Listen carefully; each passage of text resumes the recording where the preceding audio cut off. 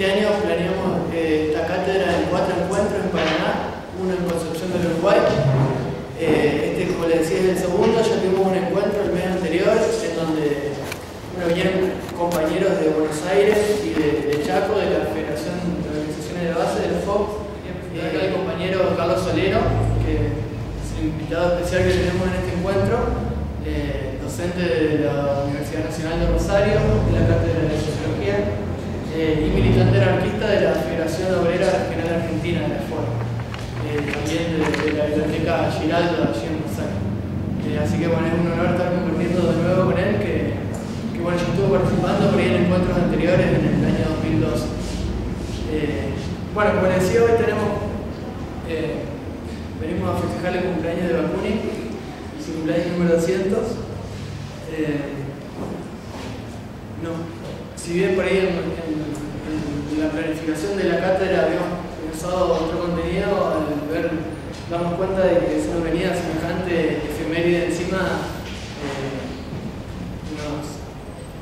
nos pareció, digamos, justo y necesario dedicar nuevamente un encuentro a lo que es por ahí la teoría y el pensamiento de Bakunin. Y por ahí, bueno, la idea es que hoy podamos ver un poco su pensamiento, sus obras, su vida militante también, y que en el debate a posteriori podamos pensar un poco en cuáles, digamos, son las influencias de su pensamiento en la actualidad, qué es lo que podemos, digamos, retomar, digamos, en su teoría. Bueno, como les decía, Bakunin nace en 1814. Es un pensador en el que se pueden encontrar diferentes estadios, digamos, en cuanto a la producción teórica de su obra. En un texto que es de Ángel Capelletti, que es un filósofo, historiador y anarquista, digamos, argentino. Él divide el pensamiento de Bakunin en 3 etapas, que dentro de esas 3 etapas, digamos, en la última, Bakunin va a llegar a sintetizar lo que es su propuesta y su teoría específicamente anarquista, digamos. Bueno, Bakunin nace en el seno por ahí de una familia con títulos nobiliarios, si bien él después renuncia, digamos, a sus títulos.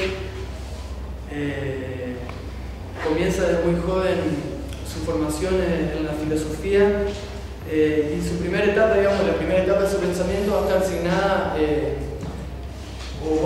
Capelletti la conceptualiza como la etapa idealista y metafísica, que él más o menos la divide entre los años 1834 a 1841, que es el periodo en el que es el periodo ruso, podríamos decir, de Bakunin, en el que, digamos, vive exclusivamente en Rusia. Después él, a partir de que, bueno, era un escritor, digamos, un escritor militante, un escritor de trinchera que estaba en cada revuelta social de su época.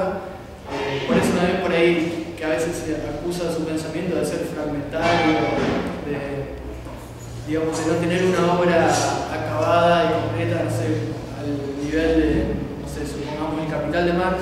Y él decía que su vida era un fragmento, digamos, justamente porque fue un tipo muy consecuente con sus ideas y que puso en práctica, digamos, lo que predicaba. Eso le valió persecuciones, eso le valió años de cárcel.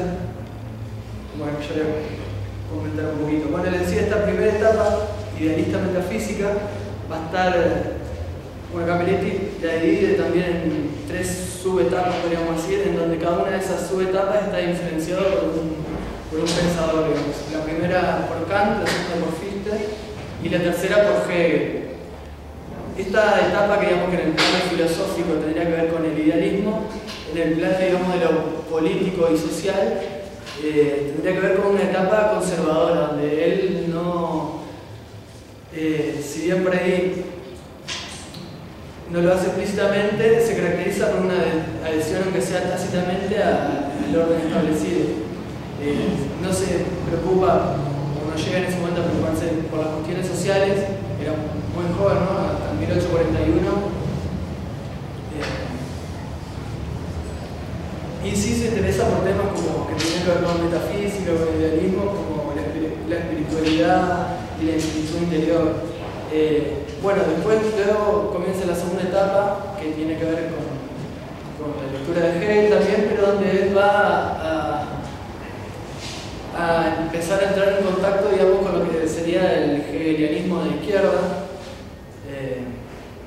Esta segunda etapa, que podríamos identificar como idealista y dialéctica, está asignada en un primer momento por la identificación, digamos, con esta izquierda hegeliana. Es una etapa que en grandes rasgos también en lo político social podríamos definir como la etapa demócrata socialista de Bakunin, y que en un segundo momento esa etapa, entre 1842 y 1848, según Capelletti, comienza a recibir la influencia del socialismo utópico, de Proudhon y de Marx, y a identificarse, digamos, con la democracia socialista. Luego esta segunda etapa desembocar en lo que fue, digamos, su filiación con lo que era el nacionalismo democrático, específicamente con el nacionalismo paneslavista. Pero en ese momento él empieza, digamos, a definir un poco su actitud ya antiburguesa. Bueno, en esa época, la época, digamos, paneslavista de Bakunin, que Capelletti más o menos la marca entre 1848 y 1864, él pasó, digamos, puso el cuerpo, digamos, a las revueltas de 1848. En 1849 fue apresado, fue condenado a muerte por 2 estados, ni más ni menos, en Sajonia y en Austria. Luego va a ser devuelto a Rusia y se va a conmutar, digamos, su pena, que era la pena de muerte, a la de cadena perpetua y forzada, con trabajo forzado, digamos. Luego, finalmente, este periodo, digamos, de cárcel que termina en 1861, va a tener su última etapa en el destierro en Siberia, donde en 1861 su cárcel termina, pero no porque el Estado le regale su libertad, sino porque pudo escaparse. Así que es un pensador muy comprometido, digamos, con sus ideas y con, digamos, las cuestiones sociales de su época, sobre todo a partir de esta etapa, digamos, donde se le empieza a acercar a la izquierda hegeliana. Luego de que consigue su libertad, sigue en algún punto, bueno, según Capelletti, es como que en esos 11 años, prácticamente casi 12 años de encierro, plantea que por ahí su pensamiento no cambió mucho y vuelve, digamos, a tratar de fomentar, digamos, sus ideas nacionalistas en aquel momento, pero luego de una expedición en Polonia, en pos, digamos, de esta cuestión, se decepciona un poco de sus compañeros de ideas y se aleja del nacionalismo. Ahí va a comenzar, digamos, lo que sería la etapa más materialista de su pensamiento, donde, bueno, cambia, digamos, el sistema filosófico del idealismo al materialismo, que va a ser más o menos desde 1864 hasta 1876, que es, digamos, el año de su muerte. Es un tipo que muere muy joven, a los 62 años, y en gran parte porque su salud se vio muy deteriorada, digamos, por lo que fueron sus años de cárcel. Esta etapa, digamos, la etapa materialista, que por ahí a los anarquistas es la que más nos interesa, ¿no? Es la etapa, digamos, que sintetiza, digamos, toda la evolución, digamos, de su pensamiento, donde pasa desde el conformismo tradicional en su temprana juventud hacia el anarquismo revolucionario. Pasa del idealismo metafísico al materialismo ateo y antiteísta también. Y va a seguir también igualmente influenciado por la dialéctica hegeliana. Esta etapa materialista, Capelletti también la subdivide en 3 periodos que tienen que ver, o las conceptualiza en relación a la ciudad donde él vivía, digamos, en donde va a haber una primera etapa fiorentina, en entre 1864 y 1865, donde se da, digamos, esa transición del nacionalismo panenlavista al anarquismo. Luego una segunda etapa en Nápoles, entre el 65 y el 67, donde se da, digamos, en su pensamiento se dan los inicios del anarquismo y del materialismo. Podríamos conceptualizar esta etapa como la etapa del socialismo anárquico incipiente. En este momento ya Bakunin empieza, digamos, a crear redes internacionales en pos, digamos, de la Constitución, digamos, política libertaria, anarquista. Un documento, digamos, importante de aquel momento que para algunos es considerado, si bien como el manifiesto comunista del marxismo, sería su análogo en el anarquismo, es el Catecismo Revolucionario, en donde proclama, digamos, la renuncia del nacionalismo como factor revolucionario, y va a comenzar a aparecer perfilado su credo anarquista. Si bien todavía acá no llega a realizar una negación radical del Estado, como lo va a hacer en la etapa posterior, digamos. Sobre todo en la tercera subetapa, podríamos decir, según la conceptualización de Capelletti, esta tercera etapa, digamos, materialista, que tiene que ver con su etapa en donde él vivió en Suiza, entre el 67 hasta el 76, que él falleció, que es una etapa que podríamos ya identificar con el anarquismo colectivista y ateo. Allí va a fundar, digamos, la Alianza Internacional de la Democracia Socialista, cuyo programa es anarquista y es más anarquista que la anterior Organización de Fraternidad Internacional, mostrando, digamos, la influencia también de la IT, digamos. En esta etapa suiza va a escribir una de las obras por ahí más representativas o más orgánicas, donde él más sistematiza su teoría, que es la obra de 1868, Federalismo, Socialismo y Antiteologismo, en donde en el título mismo, digamos, él básicamente revela lo que sería su programa de acción política y su pensamiento.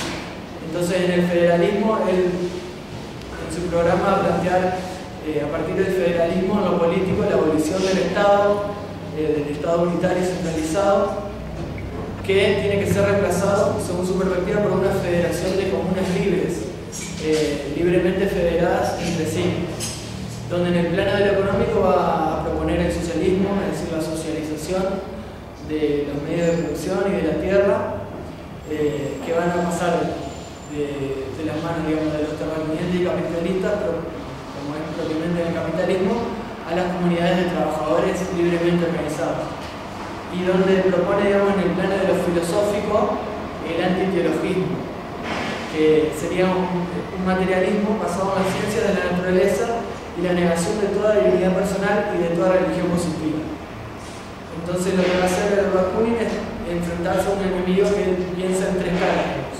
Una tendría que ver con lo económico, digamos, su enemigo sería la propiedad privada.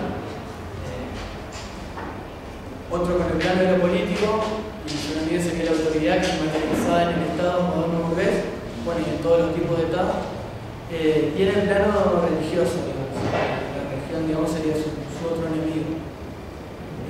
Bueno, él va a adherir al anarquismo específicamente colectivista, que es una de las distintas corrientes dentro del pensamiento anarquista, y el colectivismo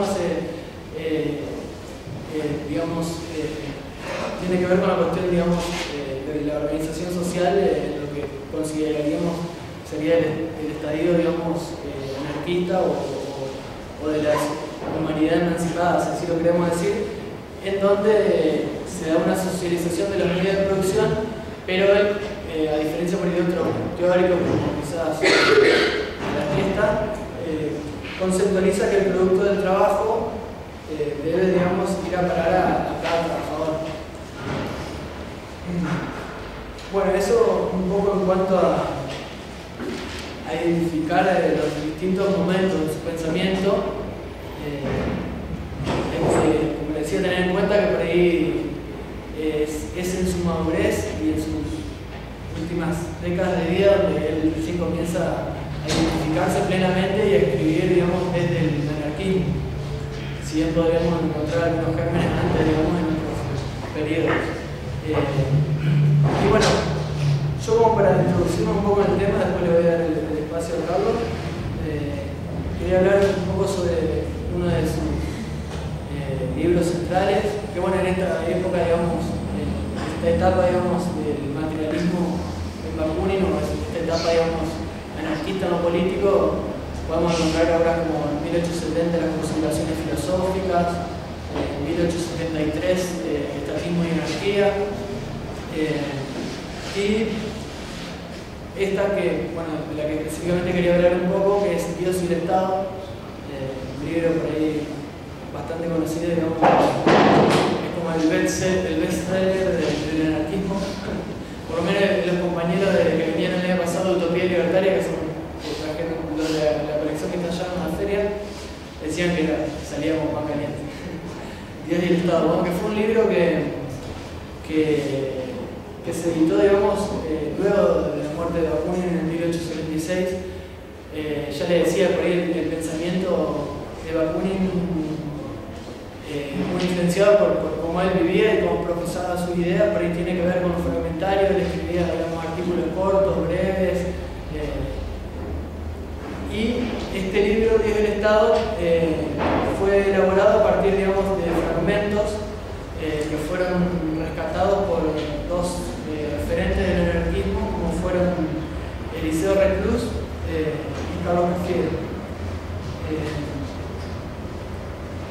En este libro podemos ver claramente, digamos, su etapa materialista, digamos, él siempre se para desde el materialismo y criticando ya sea la metafísica, ya sea el idealismo. Entonces va a comenzar planteando, el libro está dividido en 4 partes. El primero es la primera parte del principio de autoridad, luego el principio divino, tercera parte Dios y el Estado, y la cuarta el principio del Estado. Donde también hay que tener en cuenta que este libro fue elaborado a partir de los escritos y de los manuscritos, mejor dicho, que recopilaron estos dos también teóricos del anarquismo, Cafiero y Reclus, y en muchos casos por ahí es un libro inacabado, digamos, donde por ahí termina el capítulo y el editor dice si seguía no se encontró. Claro, acá se interrumpe, o esta palabra no se entiende, por ahí a veces por una cuestión de elegibilidad, digamos. Así termina el libro. El fin de este manuscrito, si se escribió, no se encontraba. Así que queda un poco de...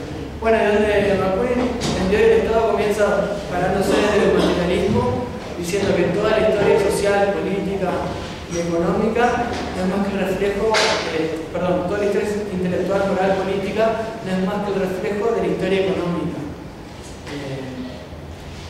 Dice que la facultad de pensar y la necesidad de revelarse van a ser elementos constitutivos de la humanidad. Que el hombre sea emancipado, sea separado de la animalidad constitutiva y se constituye como hombre a partir de un acto de rebeldía y de desobediencia, de ciencia también. Pensar por ahí su pensamiento muy signado por el siglo, ¿no? En el que escribía, en el siglo XIX, donde también recibe la influencia de la filosofía positiva de Comte, por ahí, donde es un pensador que cree, digamos, en un progreso de la humanidad. Y bueno, él va a decir que va a 3 principios fundamentales que son las condiciones esenciales del desenvolvimiento humano en la historia.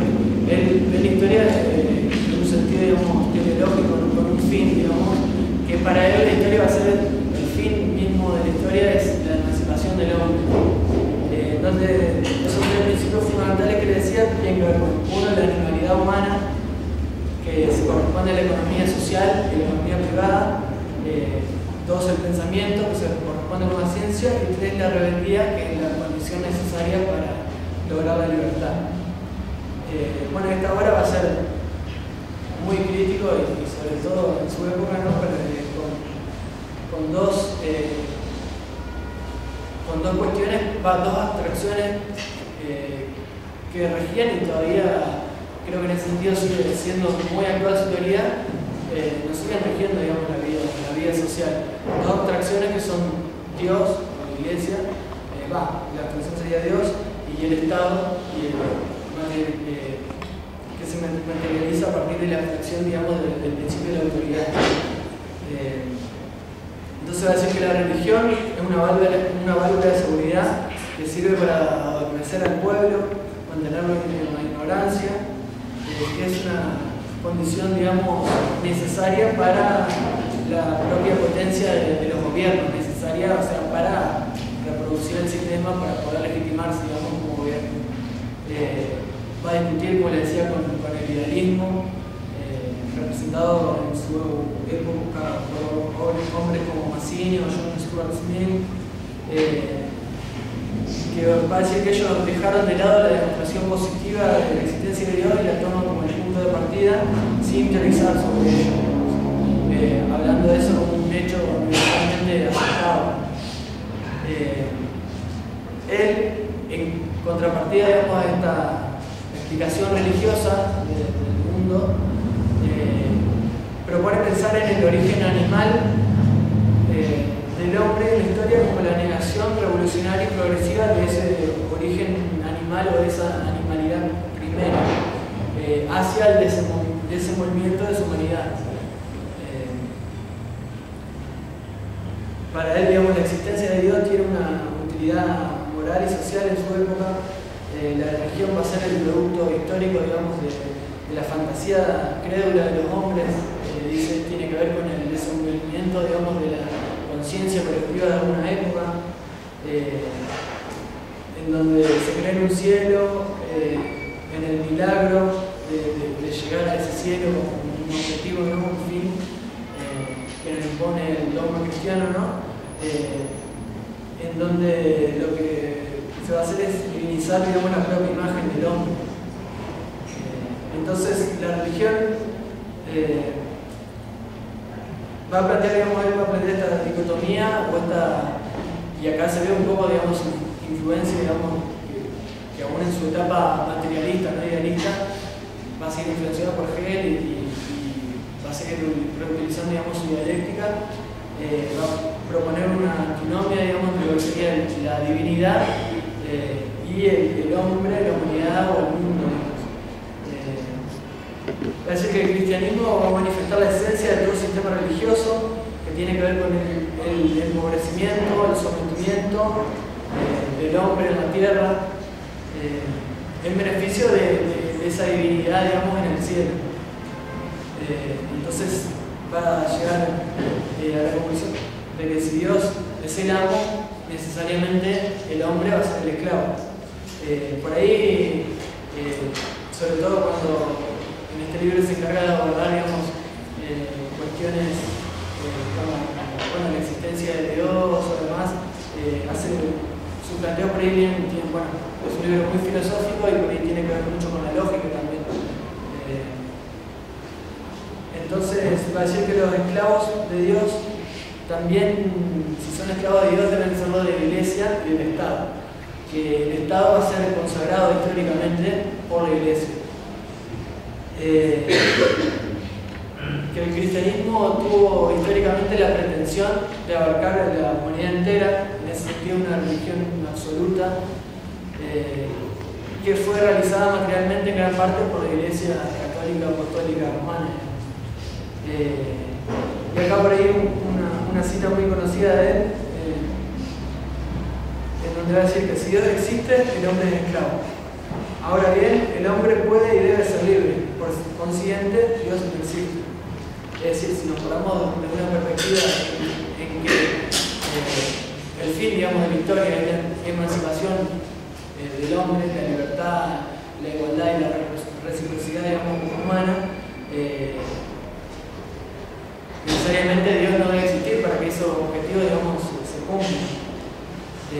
parece que la religión estuvo históricamente designada por la crueldad, está fundada en la sangre, reposa históricamente sobre la idea del sacrificio, que es, si no, Jesús, digamos, y hay que ver con la inmolación de la humanidad. Critica también al idealismo, ya en esta etapa se alejó radicalmente de sus dos previas etapas vinculadas al idealismo. Iba a decir que el pensamiento de los idealistas está marcado por una contradicción, porque quieren reconciliar dos términos que de su perspectiva son antitéticos, son antagónicos, que tienen que ver con Dios y la humanidad. Digamos. Esa es la contradicción desde la teoría de Bakunin del idealismo, que quieren a Dios y la humanidad. Y uno no se puede desarrollar, digamos, si no es en detrimento del otro.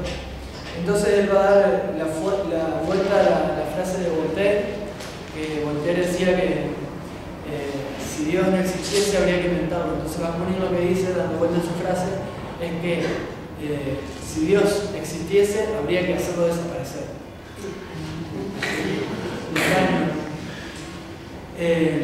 Porque va a decir que si Dios existe, todo es condenado a la no existencia. Si Dios es el amo eterno, el hombre es el esclavo. Y entonces Dios tendría que dejar de existir para servir a la libertad y a la emancipación humana. O sea que si Dios es buena onda, pero bueno, igualmente él considera que Dios es claro, de dárselo a Dios, si bueno, como dicen, deja de existirse. Bueno, y va a haber también va a criticar al idealismo, que también, así como juntaba estos dos términos, divinidad y humanidad, también junta otros dos que los contrapone, que son los de libertad y de autoridad. Entonces ahí va a empezar a desglosar un poco lo que es su concepción respecto a la autoridad. El anti-autoritarismo es como uno de las patas fundamentales, digamos, de esta etapa del pensamiento de Bakunin y, digamos, de lo que nos dejó, digamos, como legado pionero, fundador, digamos, de la teoría anarquista. Entonces, es decir, viendo un poco el concepto de autoridad, que no tiene que ver con el poder de las leyes naturales. Él creía también, así como creía en el progreso de la humanidad, creía en la ciencia,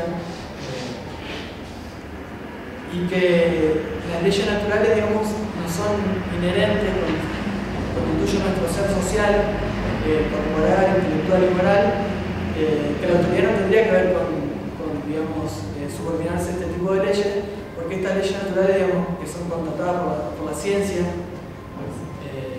si bien la mayor parte de estas leyes, como él plantea en su momento, digamos, son desconocidas para las masas populares, y muchas aún no han sido, digamos, debidamente comprobadas por la ciencia misma.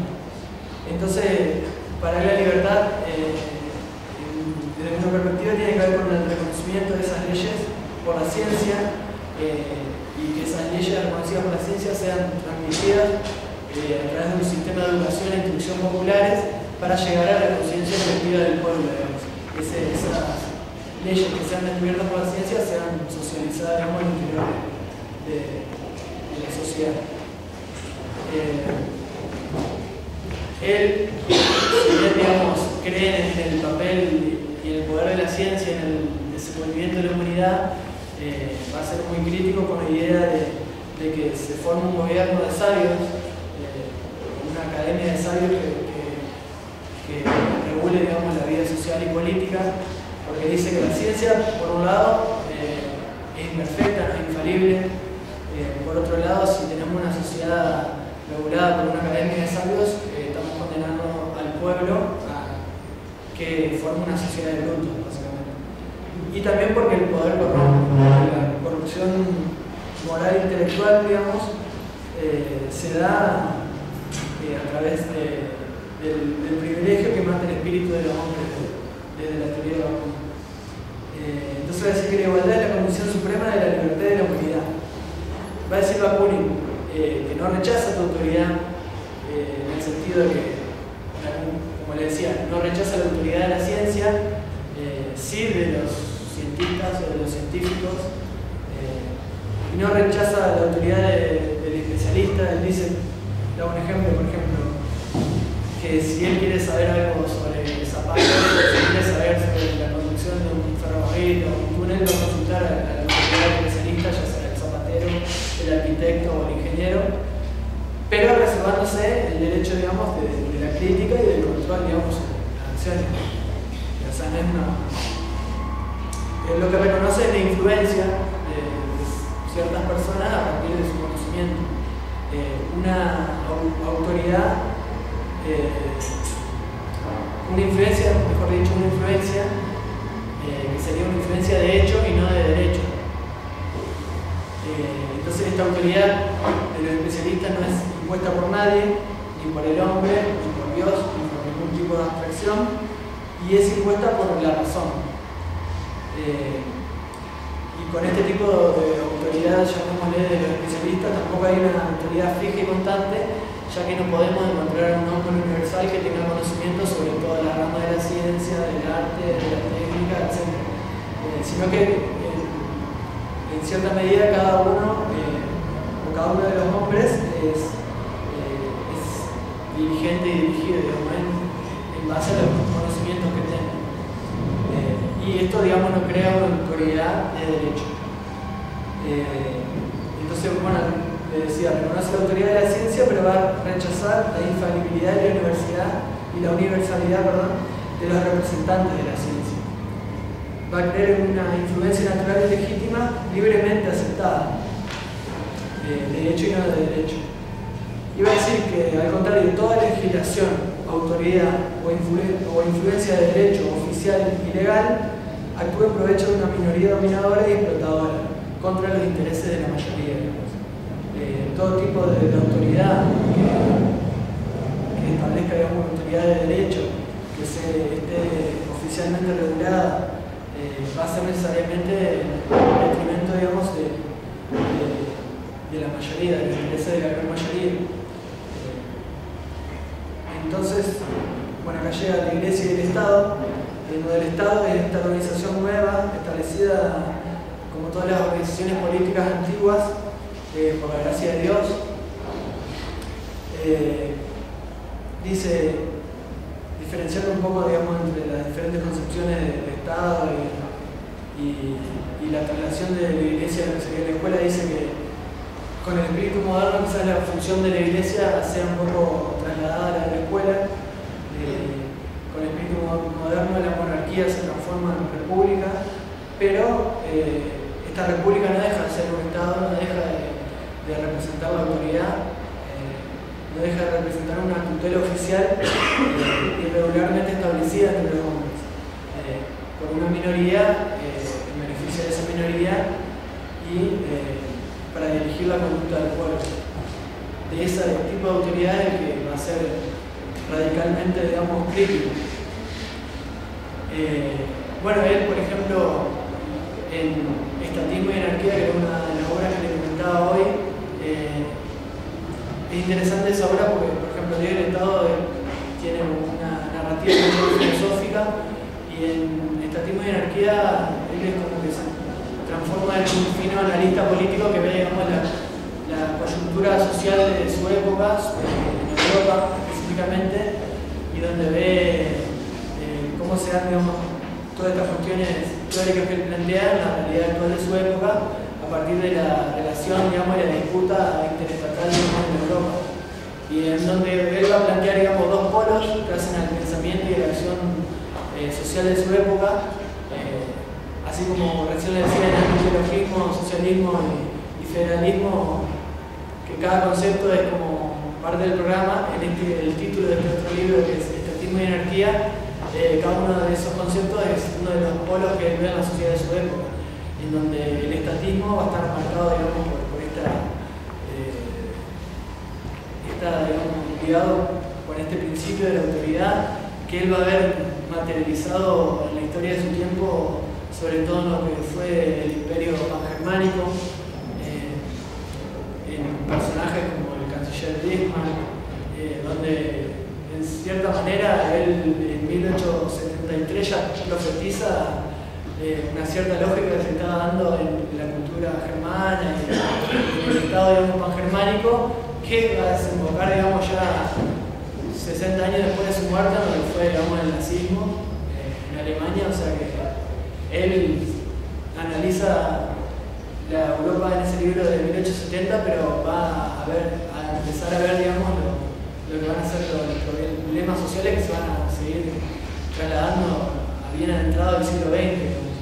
Y en el otro polo él veía el anarquismo, que tiene que ver, digamos, con una conducción, digamos, de hombre libre, de abajo hacia arriba, con evolución estatal, y que él por ahí, a diferencia por ahí del marxismo, veía como más fuerte, digamos, ese polo anarquista, por decirlo así, en estados más asignados, digamos, por la presencia de lo que sería el proletariado, el campesinado, como en Italia, en España, de cierta manera en Francia también, bueno, en Rusia, que también en ese sentido es como profetiza un poco lo que fue luego la Revolución Rusa, a contrapelo de lo que por ahí el socialismo científico de Karl Marx proponía, no se vio, digamos, en los estados más asignados por el socialismo y donde se daban los grados más avanzados de capitalismo, sino en un estado donde la democracia burguesa todavía no había llegado al poder, donde estaba el socialismo, donde había una fuerte presencia del campesinado más que del proletariado industrial. Bueno, y un poco eso. Yo la verdad quería hacer como una especie de introducción, pero bueno, la idea es que lo escuchemos a ver el invitado del grupo que tenemos a Carlitos. Yo le agradezco mucho al compañero que ha abreviado la tarea, la ha puesto, digamos, en primer lugar, bueno, agradecer a las compañeras y los compañeros presentes, a las personas que no siendo compañeros también están aquí por esto.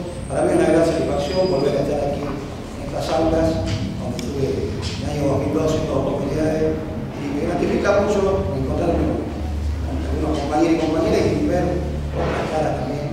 Lo que voy a hacer en primer lugar es un poco fundamental, el por qué. El compañero ha dado motivos sobrados pero ¿por qué evocar a Bakunin a 200 años? ¿No?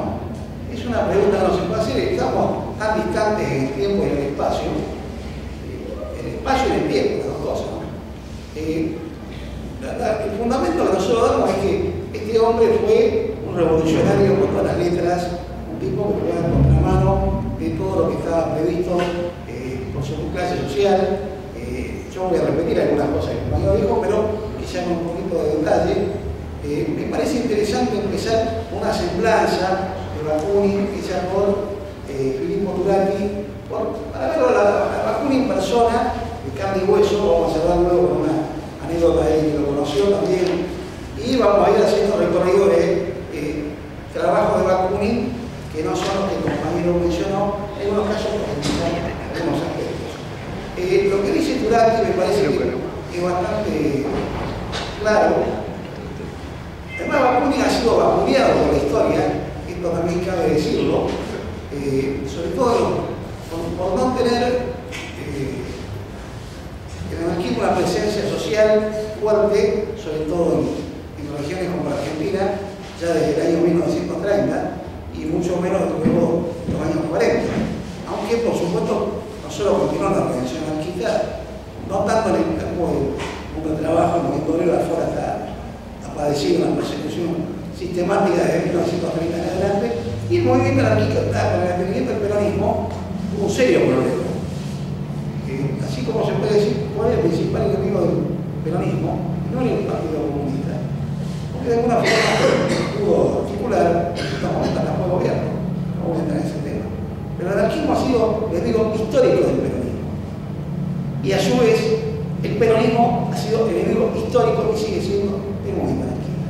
De otras cosas, me voy a detener un poquito en esto, pero la palabra compañero, utilizada por el coronel Perón, nada tenía que ver con su pensamiento fascista, filofascista, o fascistoide, pero era un coronel, un hombre de simpatías claras. No quiero detenerme en esto, El Descamisado, el término descamisado. El Descamisado fue el primer periódico anarquista, esto lo dijimos acá hace unos años, pero lo repetimos, que se editó en la Argentina. Eran negros, tipos de raza negra que editaban el periódico de descamisado, porque eran descamisados, objetivamente. Cuando uno ve las pesquisas policiales de la aplicación de ley de residencia, la ley que se hizo tiempo récord, y se ve la pesquisa, estaba, ¿no? En lo que decían los buchones policiales. Por ejemplo, no viste decentemente, claro. Era como solemos compartir con los estudiantes, ¿no? De ciencias políticas, de los lugares donde frecuentamos. Unos tipos que estaban vestidos en alpargata, con un pantalón de fantasía, no sé si lo estamos acá conoce, pero lo más berreta que se puede ocurrir, a todo con un violín, no un cinturón, y con una camisa y el más tapado raro, podríamos decir, ¿no? Digo, tapado el Mayumaki. Pero ¿quién era lo que vestía decentemente? Que vestía de frac. Manuel Quintana, Roca, Juárez Eilman, todo ese tipo. Esa era la posición. La llegada del peronismo hace que esto se rompa. Que en buena medida los trabajadores que hasta los años 30 cantaban internacional, saludaban el puño izquierdo en alto y andaban banderas rojas, banderas negras, banderas rojas y negras, canten el himno nacional, se persignen y tengan ilusión de que Argentina gane el mundial. Cosas así. Por eso, y que Dios patria hogar. Entonces, Bakunin iba a contramano de todo esto y vamos a evocar esta figura no para hacer una apología de Bakunin, que no es la intención. Compañeros señalado una gente y la comparto totalmente de los distintos momentos. Y Bakunin en realidad fue anarquista 12 años de su vida. Pero hizo unas cuantas cosas antes. Durati dice que escribir una biografía, una corta biografía de Bakunin, es imposible o inútil. Inútil si se quiere reducirla a una árida lista de acontecimientos y fechas. Decimos, nacido en Tojor, provincia de Ver, el 11 de mayo, bueno, esto de la fecha tiene que ver con el calendario juliano, ya en Rusia el calendario gregoriano, los compañeros historiadores de la dicen que yo no. Como se hace una revolución de octubre, la revolución de octubre de noviembre, no tiene importancia. Sabemos que nace en mayo de 1814, muerto en Berna el 1 de julio de 1876, etc. Imposible, si se quiere, extraer de esta vida prodigiosa su significación, igualmente prodigiosa, las enseñanzas adecuadas. Porque el cuadro de la vida de Bakunin, este ruso cosmopolita, este pensador militante, y su hombre de acción idealista, no puede caber en un marco de dimensiones ordinarias. Contar la vida de Bakunin es contar la vida del socialismo, de la revolución en Europa durante más de 30 años, entre 1840 y 1876. Pues contribuyó, participó en todos los avances de la idea y los acontecimientos revolucionarios. Aparte de una monografía, el Citurati, que puede estar a su altura, tratemos de explicar algunos rasgos esenciales. Y acá hay una descripción de Bakunin, y dice, ante todo, tenemos cara a cara su retrato. Grande, rechoncho, colosal, frente ancha, gran cabeza leonina, rubio, ojos azules, ligeramente oblicuos, pómulos prominentes, descuido según se dice en el vestir. Hay en todos sus rasgos, al igual que en todos sus movimientos, generosidad, benevolencia y fuerza. Sinceridad del corazón y la genial fuerza de voluntad. Vivía del té y del tabaco y pasaba noches enteras escribiendo, sentado en una mesita, cartas, opúsculos llenos de una inspiración endiablada, siempre en contacto con los revolucionarios de todos los países. No se le escapaba nada, todo lo asimilaba y todo lo transformaba mediante el interrumpido trabajo de su cerebro, lleno siempre de confianza, dispuesto siempre a la acción, siguiendo siempre la regla de estudiar el problema social, creyendo necesaria la revolución como precedente lógico e histórico de todo gran progreso, como acá decía el compañero, desplazándose continuamente de un lugar a otro según las diversas inspiraciones de las esperanzas y la suerte. Es por esta razón que sus escritos raras veces han sido completados y son pues, productos del momento, interrumpidos por el momento o el acontecimiento. Toda su vida es acción y solo sirve para la acción y el olvido total y absoluto y abnegación de yo. Esto dice Filippo Durati en 1887, algunos años después de la muerte de Bakunin. Efectivamente, algunas anécdotas de entrar ya en materia de ideas concretas, ¿no? Cuando se lo describe a Bakunin, algunos de sus contemporáneos, en la correspondencia, aparece como un tipo insoportable, vestido de levita, que había aprendido en la escuela de artillería a manejar los cañones. No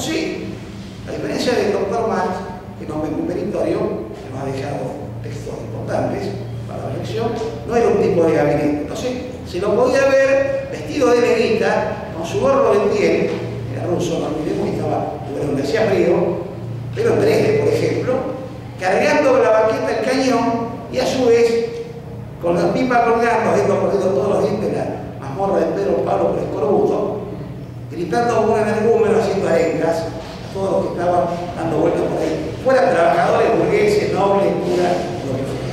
Según el que pasaba era lo que le decía, obviamente, ¿no? Los obreros incitaban a la revolución, a los curas directamente les maldecía y a los policías les arrojaban con el cañón.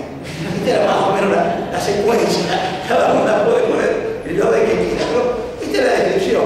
Esto digo porque en realidad el único libro efectivamente es el Ateísmo y Anarquía, pero se ha reeditado en Utopía Libertaria Tácticas Revolucionarias, del cual nosotros vamos a tomar algunas cuestiones. Porque justamente esta acusación respecto al idealismo de los anarquistas puede ser válida en términos vulgares. Indudablemente somos personas idealistas, tenemos ideas, tratamos de discutirlas, llevarlas a la práctica, eso empiezan los problemas. Pero somos claramente materialistas filosóficos. En ese sentido, y después voy a leer un párrafo de Bakunin sobre Marx, sobre Proudhon. Pero para empezar, Bakunin dice que no hay duda alguna que el problema económico, factores económicos son fundamentales para comprender la sociedad en que vivimos, la opresión, la explotación, la dominación. Pero que los factores psicológicos no son menos importantes. Porque, por ejemplo, él cree percibir, esto lo había sacado de la práctica, no de sus locuraciones de medianoche, que hay un instinto revolucionario en el punto. Pero dice respecto a eso que el instinto no es un arma adecuada. ¿Por qué? Ahora vamos a ver. Porque el instinto, dice, abandonado en una práctica revolucionaria, sus propias fuerzas, sin haber sido transformado en pensamiento consciente y claramente definido, se deja con facilidad desencaminar, pervertir y engañar. Y le es imposible alcanzar esa autoconciencia sin la ayuda de la educación y de la ciencia, el conocimiento de los problemas y de los hombres junto a la experiencia política que está ausente en el proletariado. Cuando Bakunin habla de educación, que el compañero hizo una mención a eso, está hablando de una educación integral, que es la que tratamos de practicar los anarquistas, rompiendo esta decisión, esta separación que genera el capitalismo, el trabajo manual que es denostado, defenestrado siempre, menospreciado, y el trabajo intelectual, que es el que supuestamente los que tienen los saberes son portadores de ver mandar. Bakunin dice que hay que romper con esto en una educación integral. Y esa educación integral, la propia práctica revolucionaria. Respecto al principio de autoridad,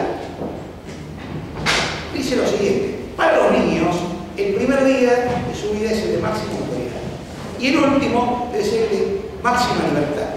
Esto quiere decir ir orientando el instinto que podamos tener revolucionario por ideas claras.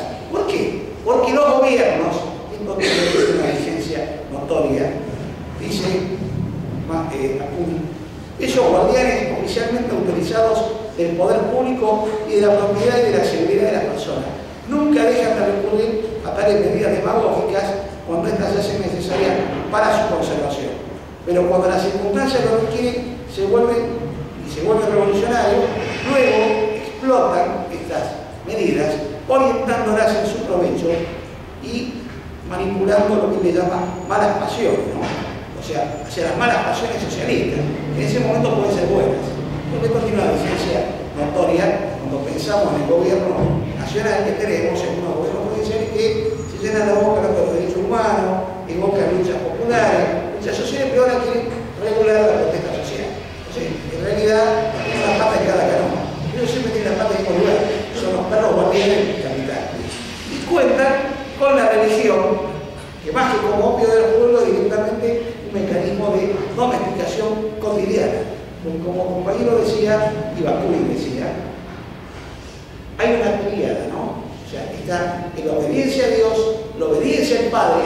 Él formula una crítica a la familia burguesa, la familia nuclear patriarcal, en ese sentido es un hombre de avanzada, porque se plantea, por supuesto, la igualdad de derechos de los hombres y las mujeres, aunque tenga algunas contradicciones que luego vamos a ver, pero en lo cotidiano. En su principio está claramente inspirado, digamos, por una idea de igualdad de todos los seres humanos.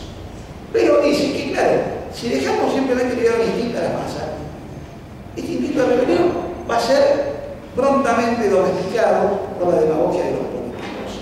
Por lo tanto, una de las tareas de los revolucionarios es preparar las condiciones para que esto no ocurra, para que esto no suceda. Y en ese sentido, alguien que leyó a Bakunin, pero contemporáneamente, que me parece oportuno tenerlo aquí, que es Murray Bookchin, que el compañero Ángel Capelletti lo pone en su biografía de Bakunin, llamada Bakunin y el socialismo libertario, donde no creo que Bookchin estuviera polemizando con el Che Guevara, pero en todo caso está contestándole. Es un contemporáneo, Bookchin, ¿no? Que ideólogo de ecología social. Como dice, la tarea de los revolucionarios no es hacer una revolución. O sea, no somos revolucionarios profesionales. Nosotros somos seres humanos. Y desde ese lugar no somos trabajadores o somos explotados. No estamos orgullosos de ser trabajadores. No queremos ser el obrero de Tajanó que trabaja 16 o 18 horas por el Estado socialista. Nosotros queremos dejar de ser trabajadores, queremos ser seres humanos.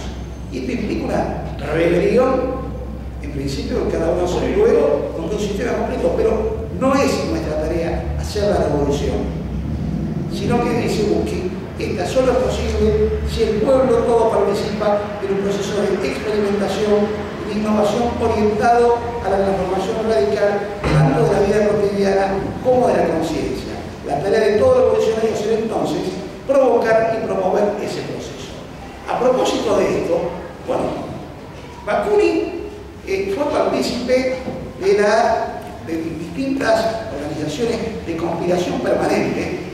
Por otra parte, creía en esto de lo que se llama a veces irónicamente gimnasia revolucionaria. Había que preparar las condiciones de insurrección. Esto implicaba dos formas organizativas. Una de las cuales participó la Primera Internacional de Trabajadores, que se funda en 1864, a la cual Marx se incorpora así con los estatutos en 1866 y Bakunin recién en 1868. Pero aún participando de la Internacional, la Primera Internacional, a ella me refiero, Bakunin seguía creando con otros compañeros organizaciones específicas de difusión del pensamiento revolucionario, es decir, del pensamiento de la historia. Y elaboraba programas permanentes.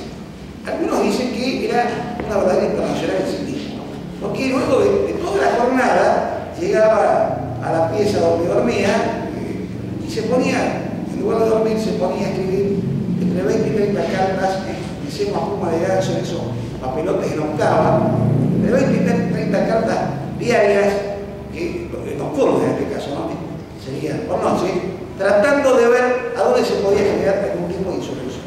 De esa manera es que va a llegar a Italia en la década de 1870 y allí va a tomar contacto con compañeros como nombraba antes Emiliano, Carlo Cafiero, por ejemplo, y también lo va a conocer allí Enrico Malatesta, compañero que fue importante como propagandista del anarquismo, aquí lo hemos nombrado unas veces, alguna vez le podemos dedicar una charla específica a Malatesta, pero bueno, no es el caso. Es interesante ver porque Bakunin en realidad era un hombre de un fervor extraordinario, incansable, que, como dijimos, casi 2 décadas de vida, no tuvo, es cierto, efectivamente, 2 pedidos efectivos, casi el momento efectivo de la pena de muerte que fue conmutado. Pero creo que batió casi todo el récord, tenía 14 pedidos de pena de muerte en distintos lugares de Europa. Esto no forma parte de la leyenda y del mito, sino parte de la realidad. O sea, fíjense qué paradoja. Este Bakunin, que deja la escuela de artillería, se pone a traducir, deja la escuela de artillería siendo un tipo de nobleza rusa, un terrateniente, liberal, pero terrateniente al fin, porque se produce una insurrección en Polonia y ve la brutalidad que era reprimida. Esto hace que se vaya a su hacienda familiar, se ponga a traducir más o menos que la historia de la civilización francesa de Guizot. Y de Guizot va a ser que va a pedir la expulsión de Bakunin de Francia, años después. Es simplemente una anécdota, pero vale la pena. También tradujo el manifiesto comunista en la década de 60. Esto lo dicen Marx y Engels en el prólogo de 1872 del manifiesto comunista. Y estaba traduciendo al ruso y al italiano con Carlo Cafiero y al ruso del mismo, el Capital de Marx. Porque desde el punto de vista filosófico, podríamos decir, se definía claramente como materialista histórico. Y desde el punto de vista económico, suscribía diagnósticos, análisis, los diagnósticos que hacía Marx sobre la sociedad capitalista. Me parece que era un par de párrafos de Bakunin, su correspondencia y demás, caracterizando a Proudhon y a Marx puede dar cuenta de esta temática más que mis propias palabras, ¿no? Dice Bakunin, no hay duda de que en la crítica despiadada que Marx hizo de Proudhon hay mucho de sí. Se está refiriendo a un famoso libro, pequeño, muy importante, que se llama Miseria de la Filosofía, contestando Marx a la filosofía de la miseria, donde en realidad Marx tiene un estilo, ¿no? Se monta sobre los argumentos del otro, toma esos argumentos, los suscribe en una medida y luego lo refuta. Dice Bakunin respecto a esto: el punto de partida de este, o sea, de Proudhon, es la idea abstracta del derecho. El derecho pasa al derecho económico, en tanto que Marx, contrariamente a Proudhon, ha expresado y demostrado la verdad indudable, confirmada por la historia pasada y contemporánea de la sociedad humana, de los pueblos y de los estados, de que el factor económico siempre ha precedido y precede al derecho jurídico y político. Esto lo dice el latín Monarquía, casi sobre el final de su vida, 1872. Marx, dice Bakunin, es un pensador economista muy serio y profundo. Tiene respecto de Proudhon la inmensa ventaja de ser en realidad un materialista. Proudhon, a pesar de todo su esfuerzo por sacudirse de las tradiciones del idealismo clásico, no dejó durante toda su vida de ser un corregido idealista, pues se inspiraba, como tuvo oportunidad de decir 2 meses antes de su muerte, tan pronto en la Biblia como en el derecho romano, y siempre fue un metafísico a carta cabal, dice Bakunin. Su gran desgracia consistió en no haber estudiado jamás las ciencias naturales y no haberse apropiado el método de estas. Tuvo intuiciones geniales que le hicieron entrever el justo camino, pero arrastrado por los malos idealistas hábitos de su espíritu, siempre volvía a caer en los viejos errores, lo cual fue causa de que fuese una eterna contradicción. Un genio vigoroso, un pensador revolucionario que siempre se debatía contra los fantasmas del idealismo, sin que nunca llegara a vencerlos. Eso dice el Proudhon. Respecto a Marx, dice: Marx está como pensador en el buen camino. Ha establecido como principio que todas las revoluciones políticas, religiosas y jurídicas de la historia no son las causas, sino los efectos de las evoluciones económicas. Este gran y fecundo pensamiento no ha sido del todo inventado por él. Muchos otros lo habían ya entrevisto y en parte expresado. Pero a él corresponde, en fin de cuentas, el honor de haberlo sólidamente establecido y formulado como base de todo su sistema económico. Por otra parte, Proudhon había comprendido y sentido la libertad mucho mejor que él. Proudhon, cuando se dejaba de hacer doctrina metafísica, tenía un verdadero instinto revolucionario. Adoraba a Satán y proclamaba la anarquía. Es muy posible que Marx pueda elevarse teóricamente a un sistema aún más racional de la libertad de que puede hacerlo Proudhon, pero carece del instinto de este. Es de los pies a la cabeza comunista autoritario. Eso es lo que dice Bakunin de Marx. Y dice: Marx ha sido sinceramente, íntegramente devoto de la causa de la emancipación del proletariado, a la que ha prestado innegables servicios, a la que nunca ha traicionado a sabiendas, pero a la que hoy compromete en gran medida, debido a su formidable vanidad, su carácter odioso y malévolo, a su tendencia a la dictadura en el seno mismo del Partido de los Revolucionarios Socialistas. Su vanidad en efecto no tiene límites y es una pena, es un lujo inútil, porque la vanidad puede comprenderse en alguien que no es ni vale nada y quiere parecerlo todo. Pero Marx posee unas cualidades y un poder de pensamiento y de acción muy positivos y muy grandes que habrían podido ahorrar, a mi parecer, el trabajo de recurrir al miserable medio de la vanidad. En realidad, la discusión entre Marx y Bakunin en el seno del Internacional se va a dar en el tercer congreso, el Congreso de Lausana, 1872, y me parece que es importante, por el ámbito en el que estamos, retomar esta discusión.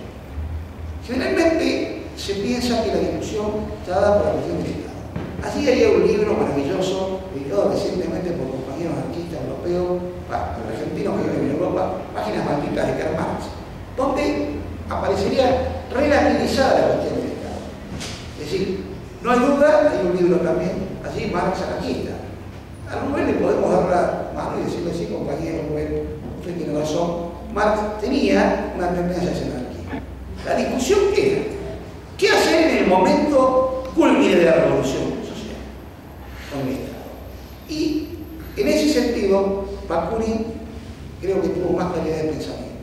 Porque decía, si no se elimina hasta el último rezago de lo que es el Estado burgués, es decir, no solo la maquinaria material, destructiva que tiene el Estado, o sea, las fuerzas armadas, sino en el inconsciente de cada una de las personas, la ilusión de que el Estado somos todos, cuando el Estado en realidad es una invención de la burguesía, teorizada por Rousseau, por ejemplo, pero plasmada por las revoluciones burguesas como la Revolución Francesa de 1789, para tomar la más emblemática. El problema es que lo que quede como residuo del Estado se va a recomponer, porque la cuestión de la dictadura del proletariado es imposible. Eso sí que es una verdadera falacia, dice Bakunin. ¿Qué sería la dictadura del proletariado?, se pregunta Bakunin. ¿La dictadura de todos los proletarios? Eso materialmente es imposible, ¿no? Porque si siguen siendo proletarios, porque hay una dominación. Si no dejan de ser proletarios para ser personas libres, asociadas, para generar los medios de subsistencia. Cosa completamente distinta. Es la dictadura de una parte de los proletarios. Esa parte de los proletarios, entronizados en el poder, tienden a reconstruir el Estado, y ese Estado tiende a reconstruir las clases. ¿Por qué? Porque los que están en el poder tienden a mantener sus privilegios. Y esto lo podemos visualizar nosotros cotidianamente en distintas organizaciones de las cuales formamos parte en su creación, que tienen, diríamos ya, en un pensador contemporáneo, René Gros, que es arquitecto, retoma el pensamiento, como José Luis lo hemos hablado una vez, la cuestión del inconsciente estatal. Hay un momento del instituyente, un momento revolucionario, pero el momento del instituido, si no tenemos mecanismos, que ahora vamos a hablar de eso, mecanismos que permitan que ese poder no se instituya como tal, es decir, que todos sigamos conservando nuestra cuota y nuestra dosis de poder como personas, se recompone fácilmente la maquinaria estatal. Vamos a tomar algunos ejemplos históricos y vamos a tomar mecanismos, digamos, vamos a decir así, los antídotos que los anarquistas sugerimos para que esto no ocurra. Las asambleas, formas asamblearias, Consejo Federal y Coordinadora Fora, organismos donde casi no se sabe quiénes son los protagonistas, porque son todos. Si uno trata de reconstruir la historia de la Fora, difícilmente va a encontrar algunos nombres. Ahora va a encontrar un tipo que era de las campañas de propaganda. Digo, esto no digo que sea modelo de nada, digo, está inspirado en el pensamiento de Bakunin, claramente en una idea de federalismo que el compañero Emiliano mencionó antes. Esta idea de federalismo es partir de lo simple a lo complejo, en organizaciones comunales autogestivas que no deleguen poder. Ese es el único elemento. En la medida que se delegue poder permanente en una minoría, habrá órganos de relaciones entre esas comunas. Un órgano de relación no tiene autoridad. Pongo como ejemplo la Fora porque está desde 1901, hace 113 años, funcionando el Consejo Federal. Pero el Consejo Federal no es una autoridad decisoria. Al Consejo Federal vamos los delegados, no es mi caso, hay otro compañero de la Ciudad de Resistencia de Rosario, hay compañeros de la Ciudad de Resistencia de Colón, aquí en la provincia de Río, hay compañero Zona Norte, provincia de Buenos Aires, compañero en Lago Puero, llevan mandato sobre cuestiones puntuales, si no, no las pueden discutir. Y aún así, el Consejo Federal lo que hace es coordinar tareas, la edición del periódico, las campañas de propaganda, diversas cuestiones. Lo mismo pasaría con nosotros si en nuestros barrios creáramos ese tipo de organizaciones donde, como se ocurría en su momento, los albores del milenio que estamos viviendo, con los MPD. ¿Se acuerdan? Los movimientos piqueteros cuando no estaban institucionalizados y había rotación permanente. Cosa que el Estado supo cooptar convenientemente, vía subsidios, vía diversos mecanismos de corruptela, organización de líderes. Esta es una de las cuestiones centrales. Bakunin es consciente de todo esto. Y él dice, la cuestión de fondo, o nosotros diríamos, la discusión de fondo con Marx es esta. Lo que quiere de residuo estatal, que sea provisorio, se va a recomponer, va a generar nuevas clases, y esas clases o sea, a ver, la dialéctica quería dar estos términos. Si hay clases, hay Estado. Si permanece un grupo separado del resto, ese grupo vuelve a recomponer una estructura estatista. Y este es el fondo de la cuestión. Desde el primer día hay que eliminar ejemplos históricos. La Revolución Española de 1936. Quizá somos siempre monótonos, pero vamos a cosas concretas. Trabajadores y trabajadoras socializaron campos, fábricas y talleres. Al día 20 de julio había que seguir comiendo, haciendo el amor con el ser amado, educando a los niños, organizando la cuestión sanitaria, organizando la cuestión educativa. Eso no se hacía con palabras. Había que organizarse. Los anarquistas estamos completamente a favor de la organización. No estamos en contra de la organización. Estamos a favor de la organización federalista de abajo hacia arriba. Pero siempre lo complejo. Lo de abajo hacia arriba siempre está. No hay una abajo y una arriba. Hay igualdad, pero sí estamos hablando de que hay cosas más simples y cosas más complejas.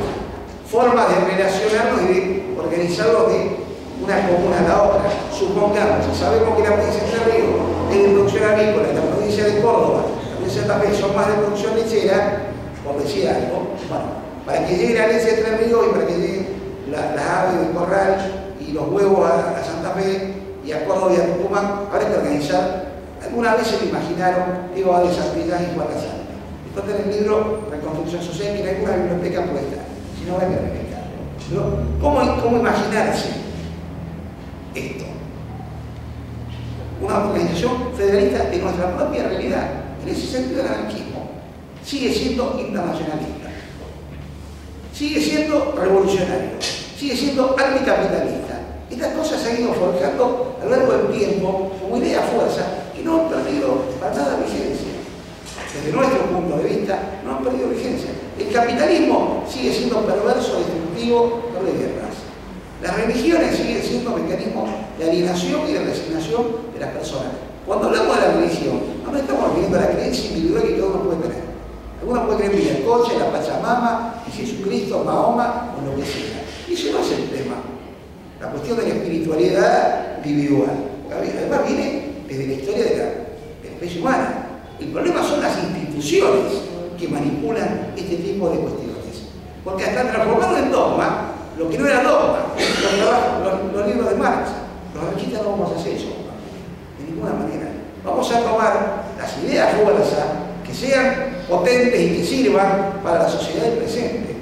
El estado del presente es diferente al estado de la época de Bakunin, porque brinda una serie de, entre comillas, beneficios que generan la ilusión de igualdad ante la ley o de acceso a la salud, a la educación, a la vivienda. Eso son falacias. Porque en sociedades desiguales, donde entre otras cosas sigue estando el monopolio de la fuerza en manos del Estado, es imposible que se construya igualdad. No va a conseguir eso. Nos van a convocar como ciudadanos periódicamente a representar con nuestro sufragio, metiéndolo en una urna, quiénes son los que los van a dominar. Desde ese punto de vista, sabemos que no cambiaron las cosas demasiado de la época de Bakunin al presente. Pero sí tenemos que batallar permanentemente contra esta ilusión de que el Estado somos todos y el Estado encarna nuestras necesidades porque además las conoce. Ahí está, retomando lo que decía el compañero, para ir redondeando antes de meterme en el tema puntual de algunas cosas de la internacional y de la Comuna de París, concretamente. Ahí está la cuestión de cómo Bakunin rechaza de plano un gobierno de los tecnócratas. Porque esos tecnócratas, entonces, al saber lo que tienen que hacer, al conocer lo que la sociedad necesita, nos imponen la energía nuclear, por ejemplo. Nos imponen las sustancias agrotóxicas, porque matan las plagas. ¿Quién va a dar en contra de matar las plagas? Ahora, lo que no nos cuentan es que esos productos transgénicos después nos aniquilan por otro lado. Están transmitiendo el cáncer, lo están difundiendo permanentemente. Nos venden muchas veces como necesarias vacunas que sabemos que son innecesarias. Fabrican mecanismos de control social como endemias y pandemias. Nos comimos todo el verso de la gripe A. Ustedes dan memoria que hace unos años atrás este tema era un negocio de algunos señores que trabajaban, señoras que trabajaban en la Organización Mundial de la Salud, que fraguaron informes para que los estados se proveyeran de estas vacunas. Ahora, pensemos desde el punto de vista de lo que hoy se llama biopolítica, o hace unas décadas se llama biopolítica, lo que significó mandarnos a nuestros hogares de prepo, de golpe y porrazo, de un día para el otro. Y eso implicaba, digamos, a ver, como ejercicio de control social, fue extraordinario. Hay que sacarle el sombrero. Se lo traigo a colación con algo mucho más pedestre y mucho más cercano. Vengo de la ciudad de Rosario, como ustedes saben, está militarizada desde el 10 de abril, con fuerzas federales. Y la intervención, directamente. Entonces, los gendarmes recorren los barrios y a los jóvenes pobres, por portación de cara, por portación de ropa, porque nos parece, porque morochito y demás, directamente los castigan. Y ya han tenido, y sale cínicamente, el gobernador de la provincia de Santa Fe, la intendente de Rosario, el 25 de mayo bailando con el señor, que estuvo haciendo espionaje a los trabajadores del carbón allá en Río Turbio, era un héroe nacional. Esa es la verdadera biopolítica, ese es el Estado, que tiene el Estado es como cara, ¿no? Tiene dos caras, un rostro amable, persuasivo que sale sonriendo, y después el garrote, como diría Quino, el palito de la ideología. Pero van en simultáneo, siempre van en simultáneo y siempre van de la mano unos con otros. En realidad, nosotros no podemos, yo traigo la operación los días por ese continente, y sancionar el día terrorismo. Si vamos a sacar ese texto, tiene una ambigüedad tan peligrosa que no puede ser aplicado tranquilamente a los vecinos de la Asamblea de Gualeguaychú contra las papeleras, o a los ciudadanos de Rosario, si el día de mañana queremos la gendarmería no maltrate a nuestros vecinos. Solo es cuestión, porque el texto era la ambigüedad, cosa que yo sabemos, o recordemos, de una exigencia de los organismos multilaterales de crédito. O van a venir los créditos del Club de París a la gratis. Preparemos ahora que se viene, a la resistencia que debemos hacer. Ahora, yendo un tanto para atrás, a la historia, uno de los tantos fragmentos de Bakunin, que es interesante porque está fechado muy cerca de Marsella, allí nomás de la Comuna de París, 1870, 1871, donde dice, hablando del despertar de los pueblos, ¿no? Van a ver una cierta nota, no sé si lo optimismo, pero por lo menos soliviantar los ánimos para que esto no sea tan lúgubre. Dice Bakunin, los alemanes, habla de 1871, acaban de prestar un inmenso servicio al pueblo francés, antes que hubiera su ejército. El ejército francés, ese instrumento tan terrible del despotismo imperial, es la única razón de ser los Napoleones. Mientras hubiera existido erizado de bayonetas fratricidas, no habría habido salvación para el pueblo francés. Podría haber en Francia pronunciamientos como en España, revoluciones militares, pero libertad nunca. París, Lyon y otras ciudades obreras de Francia lo saben bien. Hoy ese ejército inmenso, con su organización formidable, no existe nada. Francia puede ser libre, lo será gracias a sus hermanos alemanes. Pero, beneficio por beneficio, ahora le toca el turno, en medio de la Comuna de París, al pueblo francés de hacer el mismo servicio al pueblo alemán. Pobres alemanes, y acá retomamos algo que dijo Emiliano, que es casi profético, perderían, dice, pobres alemanes y sus ejércitos volviesen triunfantes a Alemania. Perderían todas sus esperanzas de porvenir y de libertad, al menos por 50 años. Que se imaginen estas hordas de esclavos disciplinados y conducidos por varones pomeranios y transformados, puntos suspensivos. Esto, en realidad, años más, años menos, Primera Guerra Mundial, derivada prácticamente del Imperio Austrohúngaro. Yo, como para terminar la intervención y pasar al debate, el intercambio, a un Bakunin de carne y hueso, visto por una noble rusa que no era anarquista, pero que lo trató, lo tuvo más cerca que nosotros.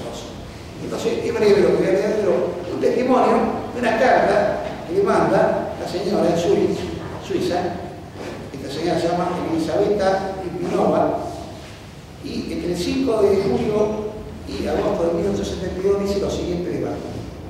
La realidad dice, el 4 de julio de 1872, Bakunin llegó a Zurich a pasar allí más de 3 meses, rodeado por numerosos estudiantes rusos que a menudo por motivos políticos estudiaban en el Politécnico de esa ciudad. Aquel día, para empezar la semana, aquel día antes de cenar, la hija de la dueña de la pensión, Berta Bauer, vino a verme y me anunció esta noticia. Bakunin y su internacional, fíjense cómo lo describí. Todavía no vino nada. Pero esto creo que va a ser un cierre amable, por lo menos, del compañero fraternal. Bakunin y su internacional cenarán en casa. No podíamos negarnos. Hubiéramos perdido demasiado dinero. Hemos aceptado. Pero los huéspedes suizos y alemanes no están contentos. No quieren comer con Bakunin. Así que hemos pensado que prepararemos 2 mesas. Una para los nuestros y otra para Bakunin o de su banda. Ahora estamos preguntando a cada uno en qué mesa quiere sentarse. Y dice la señora Stalin: yo no conocía a Bakunin. Al saber que las 2 mesas estarían en el mismo comedor, pedí que me reservaran un sitio en la mesa de los suizos. Cuando al llegar a cenar entré en el comedor, vi efectivamente 2 largas mesas, cada una con unos 20 cubiertos. Todos los suizos, con el hijo de la patrona de la pensión a la cabeza, estaban ya allí. Y cuando los rusos se sentó yo, no había ninguno. Vi que mi servidor estaba en un extremo de la mesa y Berta me dijo que en la otra mesa la cabecera sería ocupada por Bakunin. Supe que podría verme desde cerca. Pero lo primero que me sorprendió fue el aspecto ceñudo de los huéspedes de la pensión de la señora Bauer. Decían que querían que se les sirviera y que no pensaban cambiar de costumbre por causa de los emigrados rusos. La señora Bauer tuvo que ceder y hacer servir la cena 5 minutos antes de la hora fijada. La señora Bauer era suiza alemana, porque le habrá costado. Como siempre, la mesa era servida por las hijas de la dueña de la pensión, 2 mujeres de mediana edad, la rubia y tímida Berta y la morena y vivaracha Carolina. Esta, al darse cuenta de que los residentes estaban de mal humor, tomaban el pelo los más jóvenes. Les decían: tienen miedo. Y le decíamos de no poder resistir la delincuencia de Bakunin. ¿Quién sabe? A lo mejor después de cenar vamos a ver de darle la espalda al Politécnico para seguir el camino de la internacional. Pero este chiste no provocó risa en nadie y la chispa lanzada por Carolina contra lo acostumbrado se apagó enseguida. Era la primera vez que las hijas de la patrona escuchaban tantas reflexiones picantes en torno a la sopa, pero aquel día las hubo mientras todos estábamos al acecho de la llegada de Bakunin que se estaba haciendo esperar. Después de la sopa, el humor huraño y acidulado de los residentes, entre los que no solamente había estudiantes sino también auténticos burgueses, se manifestó abiertamente en forma de una trivial condena en voz alta e inteligible para los socialistas y revolucionarios que sueñan en transformar el mundo, pero que no saben ni ellos mismos lo que quieren. Eso es lo que hacen los burgueses. Giraba la conversación en torno a este tema cuando, abriéndose la puerta, de par en par, apareció la enorme envergadura del ingeniero Alexandrovich Bakunin. Al instante se cayó todo el mundo y todas las miradas fueron a protegerle. Pero para Mijail Alexandrovich, llamar la atención era algo tan corriente que, sin alterar su paso, tranquilo y seguro, sin permitir que las miradas provocadoras le perturbaran, cruzó el comedor hasta llegar a su sitio. La atención de los presentes estaba tan centrada en él que su numeroso séquito pasó desapercibido. Entraron con él franceses, españoles, italianos, rusos y serbios. También era notable la presencia de una dama gruesa y grande que golpeó tan fuerte la mesa que hizo tintinear todos los vasos. A la que Bakunin le dijo: tú, cuidado. La frase hizo enrojecer mientras que los demás estallaban de risa. Bakunin vino a sentarse tan cerca de mí que, pese a mi miopía, podía ver claramente su enorme cabeza y sus crines leoninas de espesos cabellos. Su bello rostro francamente ruso, aunque de trazos irregulares, su nariz sin forma precisa, sus amplios pómulos y la tez enrojecida de un hombre de edad. Por lo que yo sé, Bakunin tiene 59 años. Pero aparentaba mucho menos. Sus ojos grises tienen, al mismo tiempo, algo de ingenuidad y de penetración. Alternativamente expresaba la bondad y la astucia de un rematado donante ruso. Bakunin lleva una especie de túnica completa de color gris que al tiempo ha ido amarillando, pero no tiene en absoluto aspecto de hombre mal vestido, lo que confirma probablemente que el hombre hacia la guerra.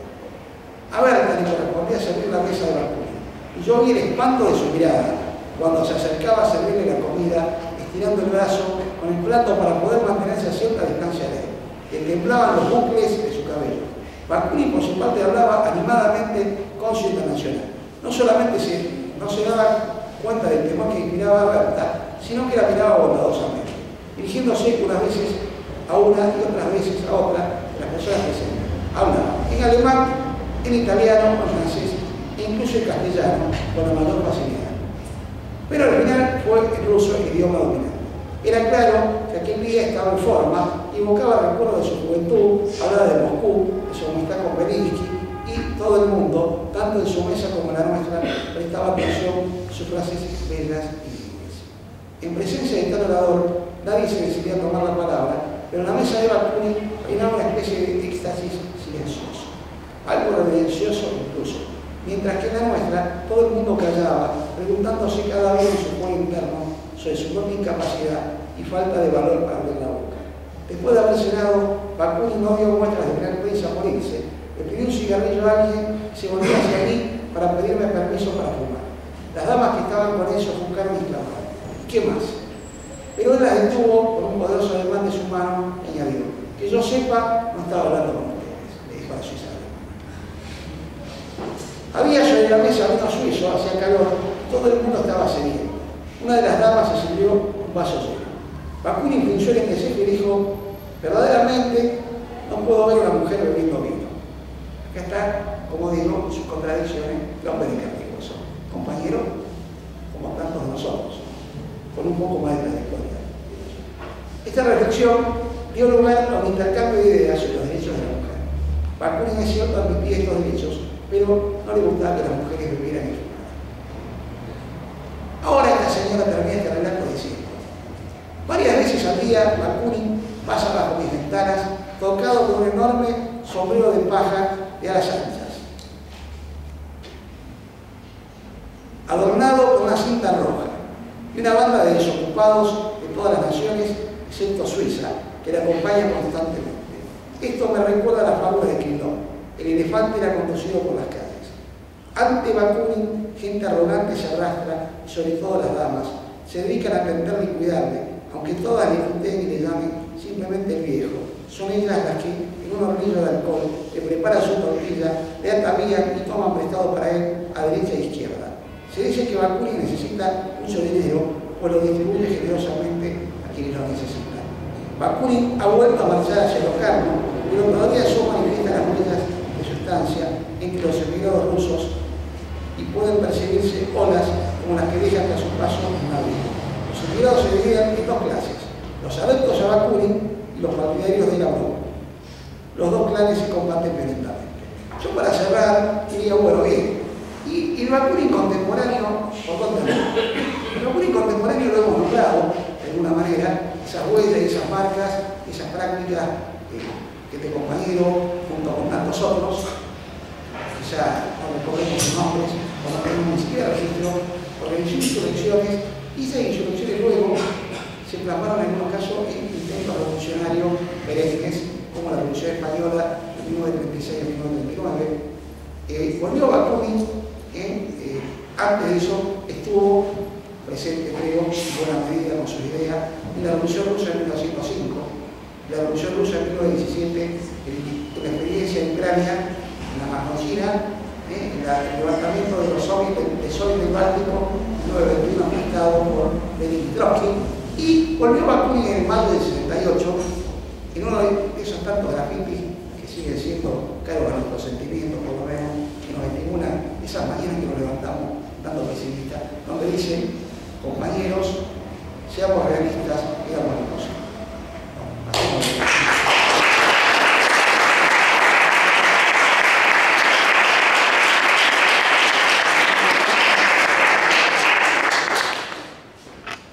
Bueno, aprovechamos la ocasión para hacer preguntas, consultas, críticas, debate, discusión, lo que fuere. Son todos niveles de participación.